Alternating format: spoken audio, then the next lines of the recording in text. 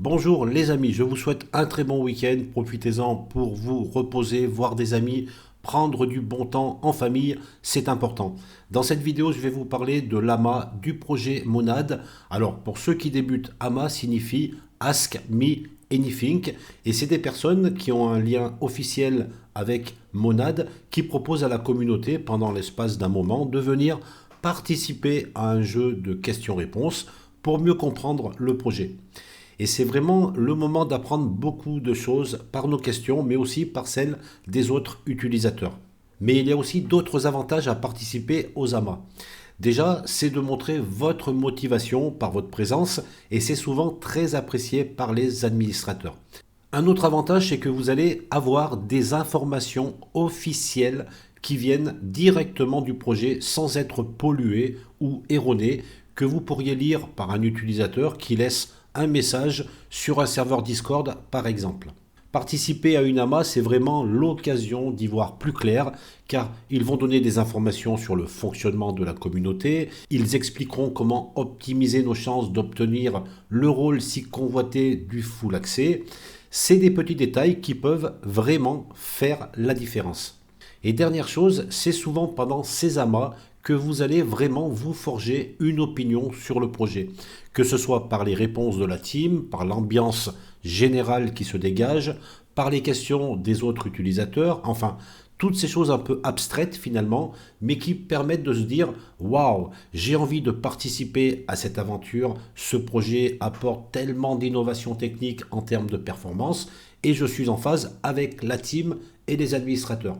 Ou alors à l'inverse, vous ne le sentez plus, vous n'avez plus cette motivation nécessaire pour donner du temps et participer activement à la communauté. Ceci étant dit, l'AMA se déroulera sur FrenchNAD, je mettrai bien sûr le lien en description de la vidéo, le lundi 22 avril, donc c'est lundi qui arrive, à partir de 21h et c'est en français.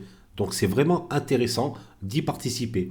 Personnellement, j'y serai et si votre emploi du temps le permet, j'aimerais aussi que vous soyez présent avec moi car je crois beaucoup à la réussite de ce projet qui, à mon sens, va devenir un acteur principal du Web3 et qui va contribuer, ça et je le pense vraiment, à l'adoption massive du grand public.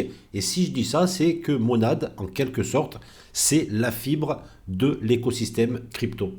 Et pour apporter une petite pierre à l'édifice, la moindre des choses est que je vous en parle avec passion. Alors je préfère tout de même le préciser, je ne suis pas sponsorisé, c'est pas mon habitude, je n'ai pas de deal avec les administrateurs, pas de connaissances dans la team, non, c'est tout simplement mes convictions par rapport à mon expérience dans le Web3 que je partage. Allez, pour terminer, je vais faire un résumé sur ce projet Monad. C'est une Layer 1 compatible EVM et dans un premier temps, ça veut dire que votre wallet Ethereum et l'explorateur Etherscan seront utilisés par Nomad et ça c'est très bon pour les utilisateurs.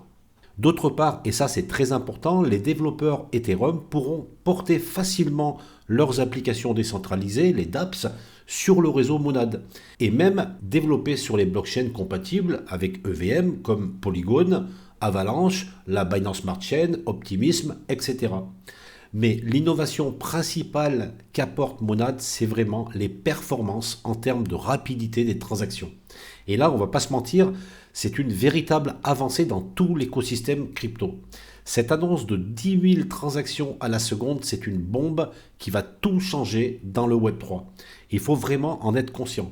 D'un point de vue technique, c'est tout simplement incroyable. On a la chance d'être témoin du début d'une nouvelle génération de blockchain. Alors dans une vidéo précédente que j'avais fait sur Monad, j'avais essayé d'expliquer en vulgarisant comment il compte s'y prendre et j'explique deux optimisations les plus faciles à comprendre qui sont l'exécution différée et l'exécution en parallèle. Mais il y en a d'autres comme le consensus Monad BFT et la base de données Monad DB. C'est passionnant de bien comprendre comment fonctionnent ces deux dernières optimisations, mais je pense que j'en parlerai plutôt dans une prochaine vidéo qui sera un peu plus technique. En attendant, regardons comment fonctionne l'exécution différée et en parallèle. Alors comment ils font ça? Je passe sur un tableau blanc pour vous l'expliquer et bien sûr, je vais vulgariser.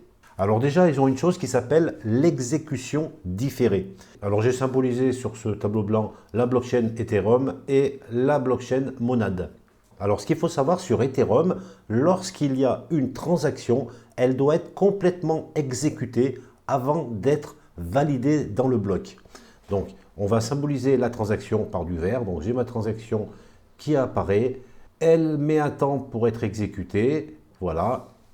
Et ensuite, cette transaction va être validée dans le bloc qu'on va symboliser par ce rectangle en rouge. Ce qui fait que la transaction, au total, a pris tout ce temps pour pouvoir être validée. Donc un temps T1 pour l'exécution de la transaction, plus la validation dans le bloc qui est un temps T2. Maintenant, avec Monad, qu'est-ce qui va changer?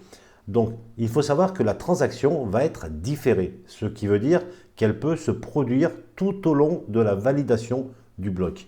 Donc, dans ce cas-là, je vais donc symboliser aussi ma transaction qui est exactement la même que celle que j'ai passée sur Ethereum. Donc, elle va mettre un temps de validation, mais où ça change, c'est qu'en même moment, on va lancer le bloc de validation. Voilà, le bloc qui va durer par exemple ça, on va le mettre jusqu'ici. Je reviens sur ma transaction, voilà, qui est validée en même temps que le bloc. Ce qui veut dire que là, on vient de gagner un temps d'exécution totale qui est ici. Donc déjà, vous voyez que avec cette simple technologie, Monad peut réussir à faire des transactions plus rapides. Ensuite, ce n'est pas fini, il y a ce qu'on appelle l'exécution en parallèle. Si je reviens sur Ethereum, si je passe maintenant une deuxième transaction, elle va être donc mise à la file. Et en fait, les transactions sont exécutées les unes derrière les autres dans l'ordre. Et donc, ça va donner la même chose que ce qu'on a fait juste avant. Ma transaction numéro 2 met un temps d'exécution. Et ensuite, il y a bien sûr la validation dans son bloc, voilà, qui est comme ceci. Et ce qui veut dire que pour passer deux transactions, ben là, ça commence à me faire toute cette période de temps. Et la prouesse technologie, c'est que sur Monad, ils sont capables de traiter ces transactions en parallèle. Et là, ça va être aussi un gros gain de temps sur la rapidité des transactions. Parce que maintenant, si je fais une autre transaction, je ne vais pas la mettre à la file comme sur Ethereum, je vais la mettre en même temps. Donc, je vais la faire un peu plus petite, mais vous avez compris, ça va être exactement la même chose que ce qu'on a fait juste avant. Je m'excuse pour les dessins, ils sont très très mal faits, mais c'est vraiment pour vous expliquer, en vulgarisant au maximum, pourquoi Monad est plus rapide que Ethereum. Et là, on voit qu'en passant deux transactions, eh ben, on est encore ici en temps total, alors que Ethereum est déjà ici. Voilà deux des explications, mais il y a encore d'autres technologies de ce projet Monad qui fait que c'est encore plus rapide et qui peuvent atteindre les 10 000 transactions à la seconde. Tout ça pour dire que finalement, c'est pas étonnant que des investisseurs puissent poser plus de 255 millions de dollars sur la table pour aider Monad à mettre en place son mainnet. Je pense que vous le savez, un investisseur n'est pas là pour la technique ou par la passion du Web3. Non, il veut un retour sur investissement, il souhaite gagner de l'argent. Donc aujourd'hui, en tant que simple utilisateur, on peut quand même se dire que si des fonds d'investissement ont cru à ce projet, c'est qu'ils ont eu des garanties. C'est que la team de Monad a réussi à les rassurer en leur apportant des arguments économiques, sûrement de nouveaux marchés sous-exploités, qui pourront être mis en avant grâce aux performances de cette prochaine blockchain, etc. Je pense que vous l'avez senti, je suis passionné des blockchains et très bullish sur ce projet Monad. Alors je vous donne donc rendez-vous lundi 22 avril à 21 h, car la team et les administrateurs en parleront sûrement mieux que moi.